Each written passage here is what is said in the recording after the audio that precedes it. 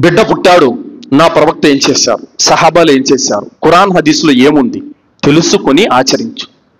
కూతురికే కొడుకు పెళ్లి చేయాలి, ముహమ్మద్ సల్లల్లాహు అలైహి వసల్లం వారు ఏం చేశారు తెలుసుకొని ఆచరించు.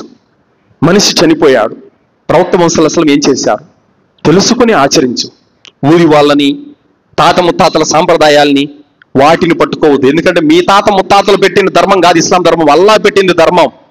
అల్లా అవతరింపజేసినది ధర్మం అవుతుంది, కానీ మీ తాత పెట్టిందల్లా ఇస్లాం కాదు, మీ తాత ముత్తాతలు చేసుకున్నవని ఇస్లాం కాదు, అల్లా పంపినది ధర్మం. కాబట్టి అల్లా పంపిన ధర్మాన్ని అనుసరించండి, తాత ముత్తాతల సాంప్రదాయాల్ని వదిలిపెట్టండి, షిర్కు మూఢనమ్మకాలకు దూరంగా ఉండండి.